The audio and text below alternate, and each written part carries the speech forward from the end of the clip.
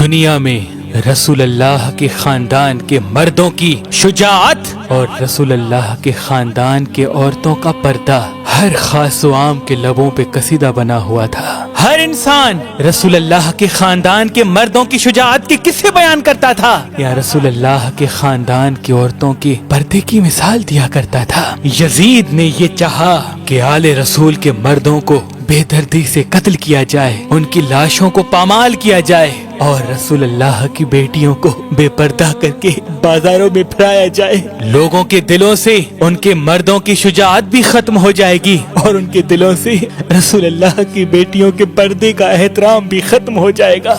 بس کربلا کے بعد رسول اللہ کے نواسی کی لاش کو پامال کر کے بیویوں کے خیام کو جلا کے تاریخ نے لکھا رسول اللہ کی بیٹیوں کے سروں سے چادروں کو لوٹا گیا۔ کبھی شمر بی بی سکینہ کو تماچے مارتا ہے، کبھی کوئی ظالم بیویوں کو تازیانے مارتا ہے۔ جب فوج یزید امام سجاد کے پاس پہنچی اور چاہا کہ رسول اللہ کے اس چراغ کو بھی بجھا دے تو بی بی زینب سلام اللہ علیہا ان ظالموں سے آ کے کہتی ہے، اے لوگو، یہ رسول اللہ کے گھر کا آخری چراغ ہے، اگر اس کو بجھانا چاہتے ہو تو اس سے پہلے ہم بیویوں کو بھی شہید کر دو۔ یزید کے فوجیوں نے امام سجاد کو ہاتھ لگایا تو ان کا جسم بخار میں گرم تھا۔ فوج یزید نے کہا، یہ تو بہت ہی بیمار ہے، شاید رستے کی سختی ہی نہ دیکھ پائے اور رستے میں ہی شہید ہو جائے گا۔ بس بیویوں کو رسیوں سے باندھ کے اس قیدی بیمار سید کو زنجیروں میں جکڑ کے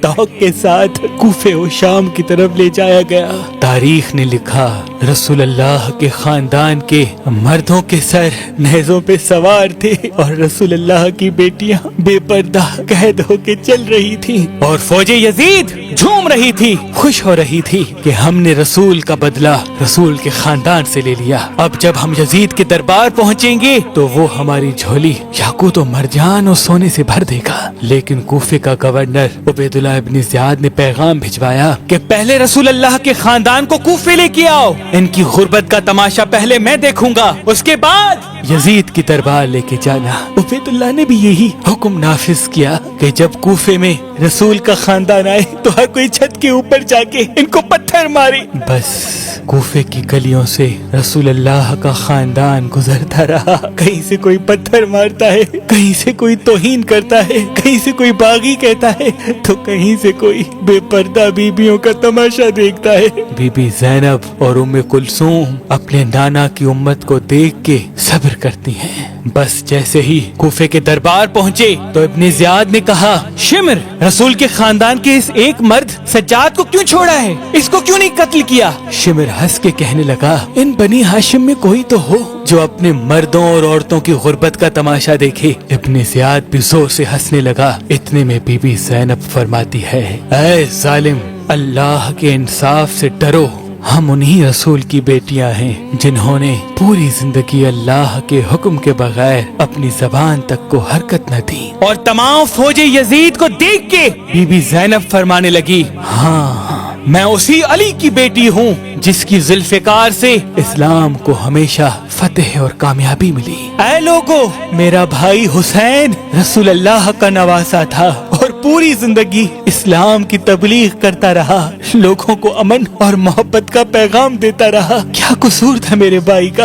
بتاؤ، روز محشر کیا منہ دکھاؤ گے جب اللہ کے محبوب کے سامنے تمہیں پیش کیا جائے گا؟ فوج یزید زور زور سے ہنسنے لگی اور بی بی زینب اور امام سجاد ان مردہ لوگوں کے مردہ ضمیر کو بیدار کرنے لگے۔ اتنے میں ابن زیاد کہتا ہے کہ اپنی فتح کا تماشا کس کو دکھاؤں؟ کوئی ظالم کہتا ہے، اے ہمارے آقا، آپ کی قائد میں رسول اللہ کے خاندان سے پیار کرنے والا مختار ثقفی ہے، اس کو بلاؤ۔ وہ کہتا ہے، ہاں، مختار کو لے کے آؤ۔ بس جیسے ہی زنجیروں میں جکڑ کے جناب مختار ثقفی کو لے کے آتے ہیں اور ابن زیاد خوشی سے کہتا ہے، اے مختار، تو اولاد رسول و اولاد علی کا چاہنے والا ہے، دیکھ ہم نے ان کا کیا حشر کیا۔ جناب مختار دیکھیں کہ کٹے ہوئے سر نوکے نیزہ پہ بلند ہیں اور امام حسین کا سر ابن زیاد کے سامنے رکھا ہے اور وہ اس کی توہین کر رہا ہے۔ ان کو جلا لایا اور چاہا इस मरजाना के बेटे के जिस्म से सिर को अलग कर दूं। इतनी देर में इमाम सज्जाद हजरत मुख्तार के कंधे पे हाथ रख के कहते हैं, चाचा मुख्तार, ये सर अकेले नहीं, इन कटे हुए सरों के साथ रसूल अल्लाह की बेटियां भी कैदी दरबार में खड़ी हैं। हजरत मुख्तार चीख के रोते हैं और रसूल अल्लाह की दरबार में फरियाद करते हैं कि या रसूल अल्लाह, इन जालिम लोगों ने दौलत और ताकत के नशे में आपके खानदान के साथ वो जुल्म किया जिसको तारीख कभी भुलाएगी नहीं। फिर इब्ने ज़ियाद ये हुक्म देता है कि फतेह का जश्न तो अभी शाम में बाकी है।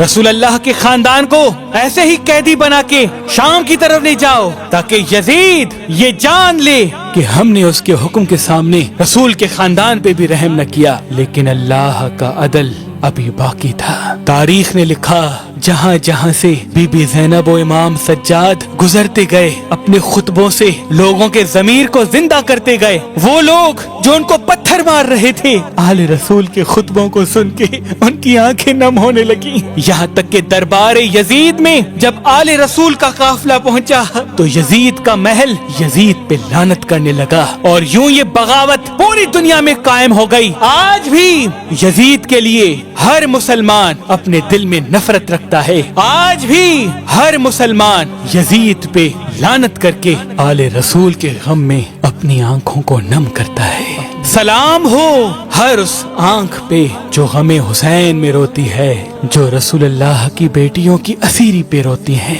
जो रसूल अल्लाह की बेटियों की असीरी पे रोती है।